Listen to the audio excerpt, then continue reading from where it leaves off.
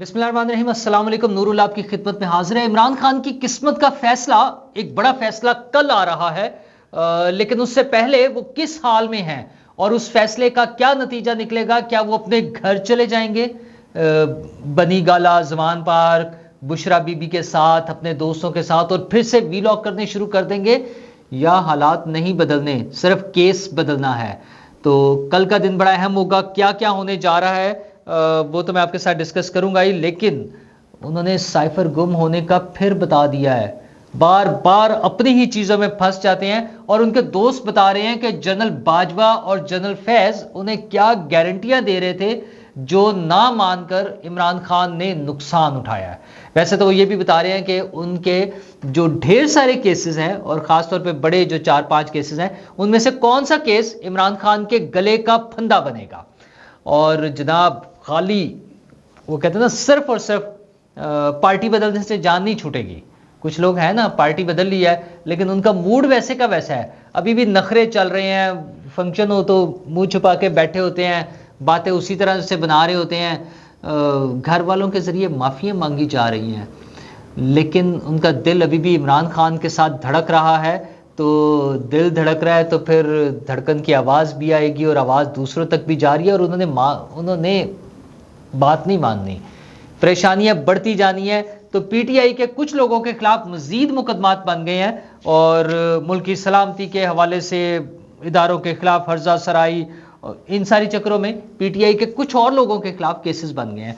और उनमें उमर सरफराज चीमा हैं, आजम सवाती हैं, मुसरत जमशेद चीमा हैं, और हमाद अजहर साहब हैं। अच्छा, ये लोग तो हैं ही, लेकिन इनके अलावा दो और अहम नाम जो हैं वो हैं जनाब अली जैदी साहब और फवाद चौधरी साहब। अच्छा, इनमें से वो लोग भी शामिल हैं।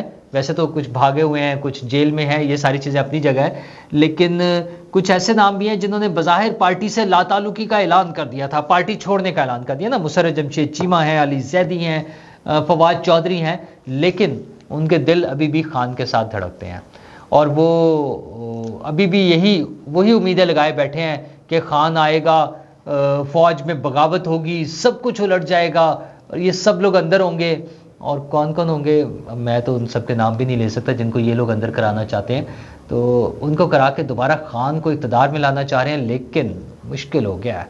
ये सिर्फ पार्टी छोड़कर, मैंने आपको बताया था, इनमें से एक दो लोग तो ऐसे थे जिन्होंने बाहर आके पूछा भी कि यार हमारे केसेस तो अभी भी हैं। उन्होंने कहा तो केस तो नहीं ख़त्म होंगे ना, जो आपने किया है ख़ुसूसन 9 मई के हवाले से, वो तो आपको सारा भुगतना पड़ेगा। मुसरत चीमा साहिबा के हवाले से बात हुई थी, और अली जैदी साहब और फवाद चौधरी साहब वो लोग हैं जो पार्टी बदलने के बावजूद भी उनका दिल अभी भी कहीं और है, और वही उम्मीदें, तब्दीली, इनकलाब, फौज, खाना जंगी, आग लगा देंगे, मुल्क टूट जाएगा, वो सारी बातों के साथ वो चल रहे हैं। तो फिर इतना कुछ तो काबिल कबूल नहीं होगा। तो फिर इन सब लोगों के खिलाफ मज़ीद नए मुकदमे बन गए हैं, और ज़ाहिर है उसमें फिर दोबारा गिरफ्तारियां भी हो सकती हैं। लेट्स सी, अभी तो ये सिलसिला, वो कहते हैं ना, अभी तो पार्टी शुरू हुई है, अभी तो किसी को भी, खान साहब के अलावा, खान साहब को भी तोशा खाना में सजा हुई है ना, 9 मई वाले तो भी चल रहे हैं मुकदमात। तो वो, और उसमें भी जो हैं हमारे परवेज़ खटक साहब दी ग्रेट, इमरान खान साहब के बड़े क्लोज होते थे किसी ज़माने में, और अब उन्होंने पीटीआई पार्लियामेंटेरियंस के वो रूहे रवा बन गए हैं, नई पार्टी है। अच्छा, उनके पास वहाँ के कुछ एमएनएज, एमपीएज एक अच्छा नंबर आ जाएगा, जिनके ज़रिए वो अपनी अलग से पार्टी बनाकर इलेक्शन भी लड़ना चाह रहे होंगे। लेकिन इलेक्शन तो खैर पता नहीं, जब होंगे तब होंगे। अभी फ़िलहाल उनका कहना यह है कि इमरान खान साहब ने इलेक्शन की तारीख मिस कर दी थी, क्योंकि जनरल बाजवा उन्हें गारंटी दे रहे थे कि शहबाज शरीफ साहब लिख कर देंगे इलेक्शन की तारीख, और जनरल फैज़ हमीद भी साथ है। ये दोनों उन्हें फोर्स कर रहे थे कि सर मान जाए, डेट आई है, तैयार पड़ी हुई है, हमने बात कर ली है।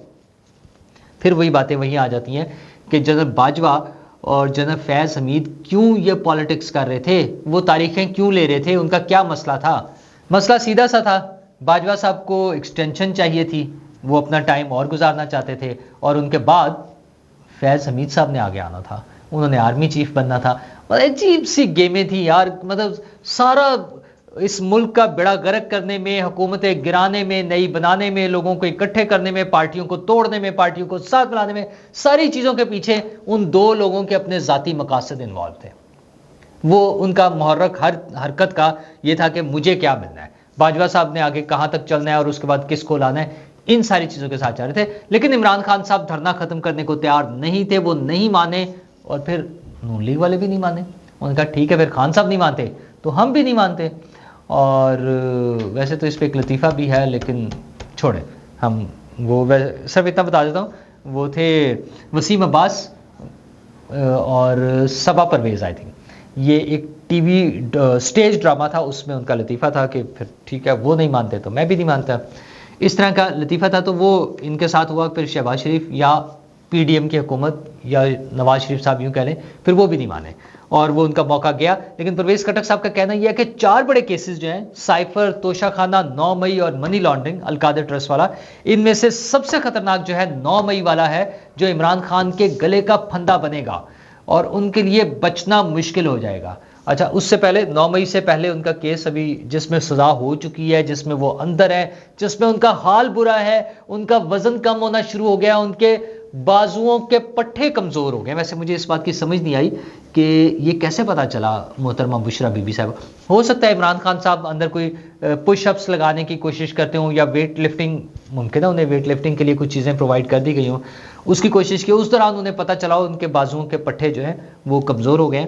और बुशरा बीबी का ख्याल यह था कि 70 साल की उम्र में, 70+ की उम्र में इस तरह की बीमारियां जो है वो जान के लिए खतरा है। अच्छा, असल कहानी क्या है? ये जान के लिए खतरा जो बुशरा बीबी जान ने जो बताया है, वो जान के लिए खतरा इसलिए बता रही हैं कि चीफ जस्टिस साहब ने 2 दिन पहले रिपोर्ट मांगी थी कि पता करें इमरान खान साहब की हालत ज़ार कैसी है।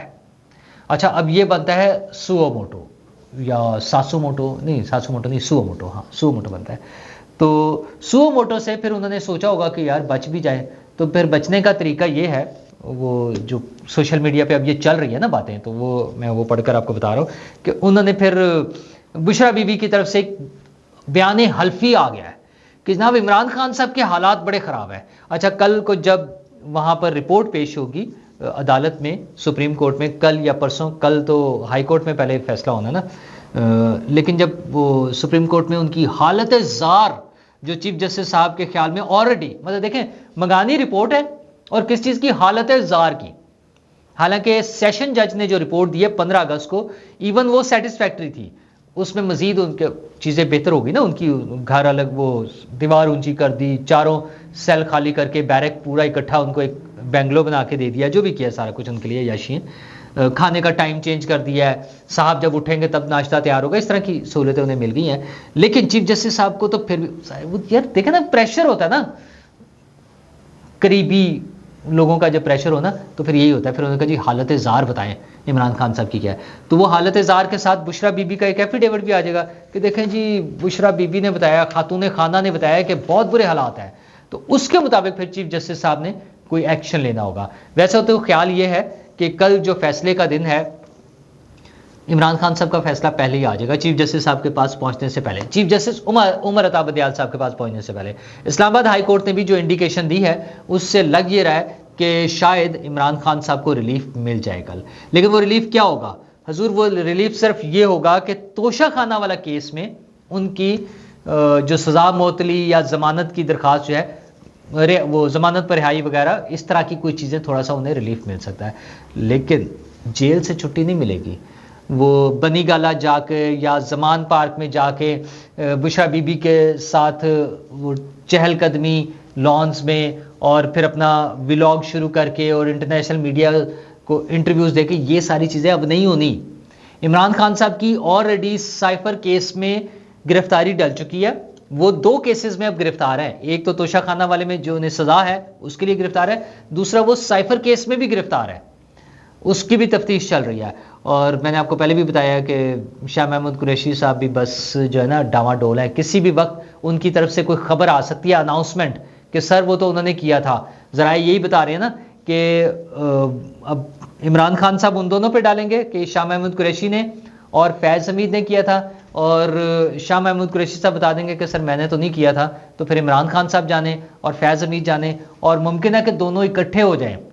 लेकिन फिर याद करा दूं, बनी गाला या जमान पार्क में नहीं, अटक या अडयाला, नेक्स्ट स्टॉप अडयाला, याद है ना वो गाना, बड़ी ऊंची आवाज में बड़े ढोल ढमक्के के साथ सुनाया करते थे इमरान खान साहब। खान साहब याद रखें, वो नेक्स्ट स्टॉप अडयाला वाला गाना पूरा होना है, आज नहीं कल, कल नहीं परसों, हफ्ता, महीना, 2 महीने, 6 महीने, नेक्स्ट स्टॉप अडयाला हो के रहेगा। और बस पता नहीं वहां कोई आपको वो म्यूजिक लगा के सुना सके कि ना सुना सके, याद जरूर आएगा आपको नेक्स्ट स्टॉप अडयाला। तो कल का जो उनका वो मामला है उसमें पता चलेगा कि क्या उनके साथ हाल होना है, लेकिन अवाम का हाल बड़ा बुरा है। बिजली के बिल इस तरह से ऊपर जा रहे हैं, कुछ समझ ही नहीं आती। अच्छा, वो उधर बैठ के हमें बता रहे हैं नून लीग वाले, हमारे साबका वजीर आजम शहबाज शरीफ साहब के 15 अक्टूबर को नवाज शरीफ साहब वापस तशरीफ लाएंगे। अहलन व सहलन मरहबा या हबीबी, आ जाएं आप, जब मर्जी आ जाएं, आपका अपना मुल्क है, आपने हुकूमत बनानी है, सारी चीज़ें ठीक है। और बताएं हमारे साथ क्या कर गए हैं ये जो लोग रो रहे हैं, जेन्युइन मसला है, ओरिजिनल असल में। अब तो वजीर आजम साहब आपसे दरख्वास्त है मेरी, बिजली पे हम ये प्रोग्राम करते हुए बस का शोर मचाते हैं, लाइट चलेगी, हजूर लोड शेडिंग का दौरानिया बढ़ा दें, बड़ी मेहरबानी आपकी। वजीर आजम साहब जनाब अनवारुल हक काकड़ साहब, आपसे दरख्वास्त यह है कि बिजली की लोड शेडिंग का दौरानिया बढ़ा दें ढेर सारा। सिर्फ यही एक हल रह गया बिजली का बिल कम करने का। बाकी इस हुकूमत से, पुरानी हुकूमत से, वो जो है हमारे क्या कहते हैं वजारत खजाना से, किसी से कोई उम्मीद नहीं है। आज वज़ीर आज़म साहब ने मीटिंग बुलाई हुई है और बड़ी हंगामी सी मीटिंग बुलाई है, मुझे नहीं पता क्या करेंगे वो। हो सकता है 2-4 रुपये कम कर दें, 6 रुपये 6.5 रुपये बढ़ाए हैं, 6.5 के 6.5 कम कर दें। और बिल फिर भी हमारी पहुंच से बाहर हो गए हैं। 2 दुआएं मांग लें, बहुत ज़्यादा बारिश हो जाए, फ़ौरन ठंड आ जाए, लोग बिजली इस्तेमाल करनी छोड़ दें, ना पंखे चले, ना AC चले, ना ओवन चले, ये सारी चीज़ें बंद हो जाए। अच्छा चलो ठीक है, एक ही हो जाए। दूसरा, फिर जितने दिन ज़रूरत है उतने दिन लोड शेडिंग कर दें। और तो क्या बदकिस्मती है हमारी कि हमारे पास इसके अलावा मुझे तो कोई हल नहीं समझ आ रहा। बाकी वज़ीर आज़म साहब आपके पास बड़ी टीम होगी, कोई अच्छा हल निकल आए तो आज हम इंतज़ार करेंगे कि आप क्या अनाउंस करते हैं। शुक्रिया।